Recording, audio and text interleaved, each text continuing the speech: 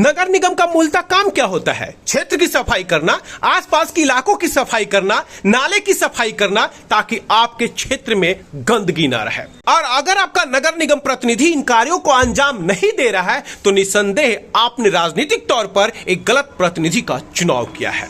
आखिर इन सभी कामों को अंजाम भी क्यों नहीं दिया जा रहा है, ये भी सोचने वाली बात है। आज इसी क्रम में बात नजफगढ़ विधानसभा के अंतर्गत आने वाले सरस्वती इनक्लेव की, और इस हालात को देखकर कि एकदम आसानी से कहा जा सकता है कि शायद क्षेत्रीय जनप्रतिनिधि अपने कार्यों को बखूबी अंजाम नहीं दे रहे हैं। अन्यथा इन नालियों की हालात नहीं होते, नालियों में इस तरह से गाद नहीं पड़े होते, नालियों के ऊपर तैरते हुए पॉलिथीन इस बात को चीख चीख कर गवाही दे रहा था कि क्षेत्र के जनप्रतिनिधि कितने उदासीन हैं अपने कर्तव्यों के प्रति।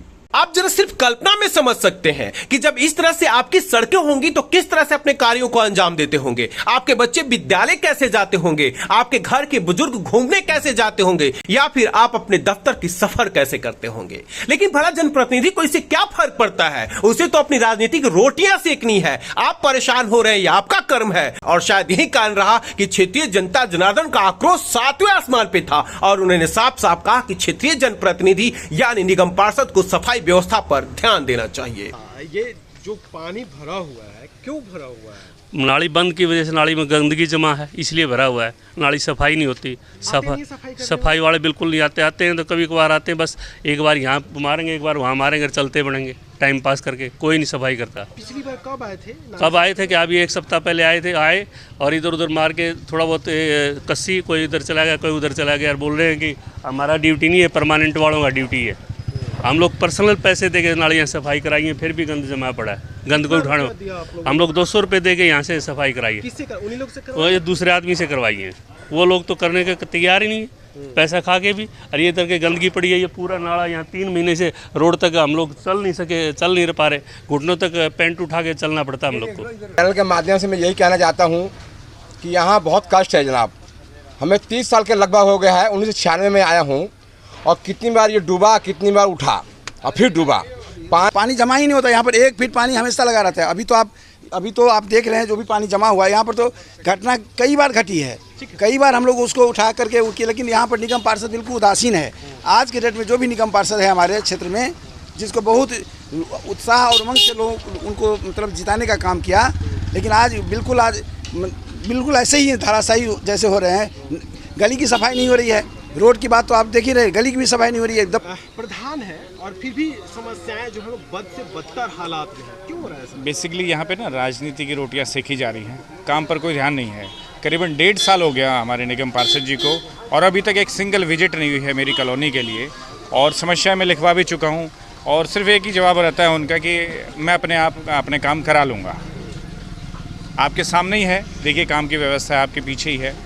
सुपर सेक्शन के लिए मैं बोल चुका हूँ, आ जाएगी, अभी तक कोई है नहीं। ये क्यों लग रहा है आपको? ये पानी जमा होने का मुख्य कारण क्या दिख रहा है? बेसिकली देखिए, जो गाद भरी हुई है उसको तो निकासी निकालनी पड़ेगी ना। 1.5 साल से अच्छे से इसको सफाई किया नहीं गया हुआ है। कुछ है राजनीतिक रोटियाँ सेक रहे हैं अपनी, उसके पीछे वो कारण आप भी जानते हैं, जनता भी जानते हैं। सबसे बड़ी समस्या है सफाई की। यहाँ ढंग से सफाई होते नहीं है।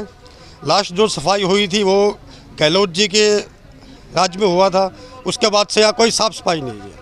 खरखड़ी साहब जब आए थे यहाँ पे बहुत वादे करके गए, यहाँ स्कूल बनेगा, पार्क बनेगी, नालों की सफाई होएगी, व्यवस्था बनेगी, कुछ नहीं हुआ ऐसा। और जब से वो पार्षद बने हैं, जब से आज तक आके उन्होंने एक बार भी नहीं देखा गली के अंदर कि क्या समस्या है, क्या नहीं है, पानी साफ क्यों नहीं हो रहा है। जो अभी यहाँ पे सफाई कर्मी लगे हुए हैं वो आते हैं, ऊपर से कूड़ा निकालते हैं, चलते बनते हैं, पर नीचे जो मिट्टी फंसी पड़ी है उसको कौन निकालेगा। यहाँ सबसे बड़ी समस्या जो है पानी ठहराव का, आज तक इसका पिछले 2 साल से कोई निदान नहीं किया गया। और यहाँ के लोगों को सबसे बड़ी बात है कि दुकानदार इतना ज़्यादा परेशान है। उनके दुकानदारी ग्राहक जिनकी रोजी रोटी है, वो जब ग्राहक आएंगे तभी उनका कोई समाधान होगा, कोई उनका कमाई होगी। आज तक पिछले 2 साल से सुपर सेक्शन मशीन यहाँ है। इस खबर में एक और दिलचस्प पहलू था। वहां के स्थानीय लोग पूर्व निगम पार्षद अंतिम गहलोत को लेकर के बेहद सक्रिय थे। उन्होंने कहा कि पूर्व निगम पार्षद के द्वारा इस क्षेत्र में सफाई व्यवस्था की विशेष ध्यान दिए जाते थे, सड़कों का सौंदर्यीकरण भी किया जाता था। लेकिन अब के निगम पार्षद उदासीन रवैया अपना रहे हैं। अनुज जी, अभी हम सरस्वती इनक्लेव में हैं, जो कि नजफगढ़ वार्ड के अंतर्गत आता है ये कॉलोनी। यहाँ से निगम पार्षद अमित खड़खड़ी जी हैं। 2022 में वो निगम पार्षद बने। मैं सुन रहा हूँ, देख रहा हूँ कि उसके बाद से सफाई व्यवस्था यहाँ पे चरमरा गई है, बेहद ख़राब हो गई है। आप देखो कैसे पानी ओवरफ्लो कर रहा है नालियों में, क्योंकि नालियों से सिल्ट निकाली ही नहीं जा रही है 1.5 साल से।